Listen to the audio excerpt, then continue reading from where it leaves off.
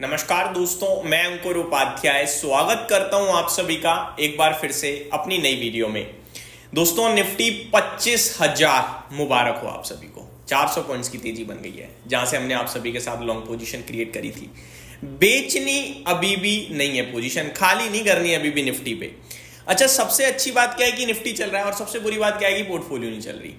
Index level पे action हो रहा है, 25,000 के पार निफ्टी निकलता हुआ दिख रहा है। मैं अब आपको एक चीज बताना चाहूंगा जो मेरा दिमाग रीड कर पा रहा है इस समय, वो ये है कि अब ये एक्सपायरी रिलेटेड एक्शन शुरू हो चुका है। यहां पे मेरे को लगता है कि जो रिटेल एचएनआई खरीद रहा था, स्टॉक स्पेसिफिक तो एक्शन है, लेकिन इंडेक्स को अब मैनेज किया जा रहा है। इंडेक्स को अब कहीं ना कहीं केवल ऊपर की तरफ लिए के जा रहे हैं।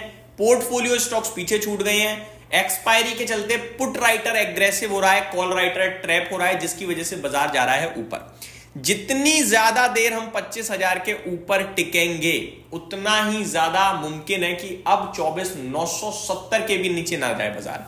अभी तो 25,000 के टच ही किया है, लेकिन पॉसिबिलिटीज हैं। तो इंडेक्स में तो तेजी है, क्लियर कट है, हालांकि 100 पॉइंट्स की है, लेकिन साइकोलॉजिकली तो आप 25,000 के ऊपर पहुंच गए ना। बस यही तो चाहिए, और क्या चाहिए। तो ये बात बहुत ही शानदार है। पोर्टफोलियो पीछे रह गई है, पोर्टफोलियो लाल निशान में, मार्केट ब्रेथ खराब है। जी हां, पोर्टफोलियो नहीं चल रही है, सेक्टर्स नहीं चल रही हैं, मार्केट ब्रेथ खराब है, इंडेक्स जा रहा है ऊपर, मैनेज किया जा रहा है, और ये एक्सपायरी रिलेटेड ही है, और ये एफआईआईज के द्वारा ही है।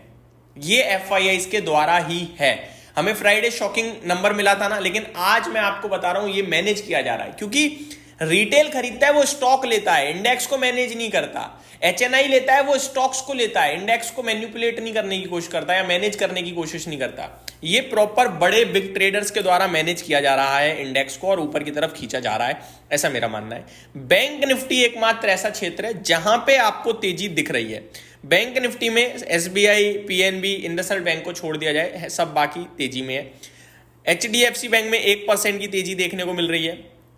एयू स्मॉल फाइनेंस बैंक में 2% की तेजी दिखने को मिल रही है, और निफ्टी आपके लिए 25,000 के पार ट्रेड कर रहा है। इस बीच में स्मॉल कैप इंडेक्स भी फ्लैट हो गया है, लाल निशान में। In fact market breadth 1422 shares negative trade कर रहे हैं, 1228 शेयर्स पॉजिटिव ट्रेड कर रहे हैं।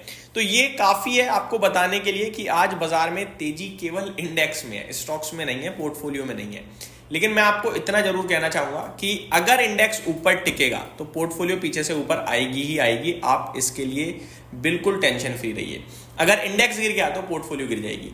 अगर इंडेक्स यहां से लाल हुआ ना तो बहुत तेज पोर्टफोलियो गिर सकती है, क्योंकि सेलिंग, देखो इंडेक्स स्टॉक्स में बाइंग नहीं है, लेकिन बाजार के गिरते ही स्टॉक्स में सेलिंग जरूर ट्रिगर हो जाएगी, जिसकी वजह से बाजार में स्टॉक्स की बैंड बच सकती है। तो ये चीज अगर आपको लग रहा है कि आपकी पोर्टफोलियो के साथ ही है, तो मैं आपको सिर्फ इतना बोलूंगा, गलत। पूरे बाजार की हालत खराब है इंटरनली, इंडेक्स लेवल पे ठीक है। बस आपको मैं बताऊं बीएसई पे क्या आंकड़ा है इस समय। एक बढ़ने वाले शेयर के सामने करीब 4 गिरने वाले शेयर्स हैं, बीएसई पे ये आंकड़ा है। तो ये काफी है आपको बताने के लिए कि पोर्टफोलियो की हालत खराब है आज। सेक्टर स्पेसिफिक आपको बताना चाहूंगा, 5 सेक्टर्स हरे निशान में है, और उसके सामने 8 सेक्टर्स लाल निशान में। 8 नहीं है, 7 सेक्टर्स लाल निशान में है। और जो टॉप गेनर है वो आईटी है 1.5%। तो आईटी बैंकिंग दोनों का सबसे ज्यादा वेटेज पूरे बाजार में, ये दोनों ऊपर कर दिए हैं, इंडेक्स मैनेज हो गया। बाकी कुछ भी चल ही नहीं रहा, आप ये कह सकते हो। अब मैं पर्टिकुलरली निफ्टी की बात करता हूं।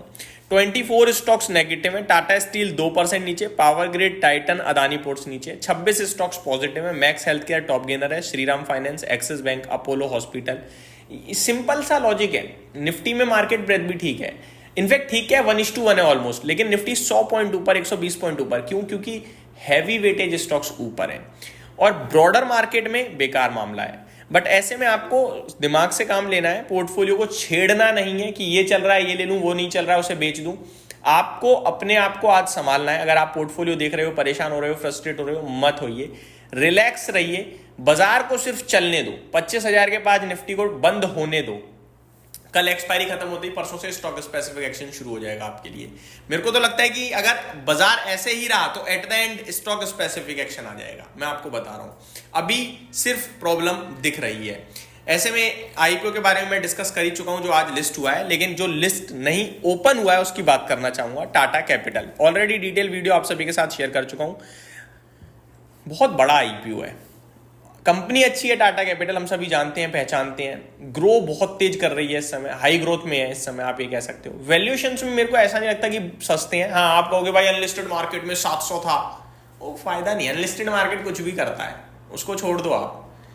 अगर मैं टाटा कैपिटल की पर्टिकुलरली 326 रुपए के हिसाब से वैल्यूएशंस बताऊं तो 35 के पीई पे है, 8.5 के प्राइस टू बुक वैल्यू पे है, जो कि इसे अपने पीयर से महंगा बनाता है। ठीक है, 15,500 करोड़ में 8,600 करोड़ का ओएफएस है। तो मेरे को लगता है कंपनी बढ़िया है, लेकिन लिस्टिंग गेन्स के लिए मेरे को मजा नहीं दे रहा। मतलब मेरे को नहीं लगता कि लिस्टिंग गेन्स के लिए हमें इसमें अप्लाई करना चाहिए। आपको लेके भूलना है, आप लेके आईपीओ में पैसा लगाओ, ओपन मार्केट में जब लिस्ट हो जाए तब पैसा लगाओ और भूल जाओ, वो पैसा बना देगा आपका। लेकिन आप सोचो कि हाँ भाई मैं तो लिस्टिंग पे पैसा डबल करना चाहता हूँ, 700 रुपये अनलिस्टेड में था, बहुत तेज चल जाएगा, तो वो एक गलत सोच होगी मेरे हिसाब से। बाकी कल एक और बड़ा आईपीओ ओपन हो जाएगा, आप सभी को पता ही है, एलजी इलेक्ट्रॉनिक्स का, जिसके बारे में कल ही बात करेंगे। तो इस वीडियो में सिर्फ इतना ही। Thank you so much for watching this video. Have a great day guys.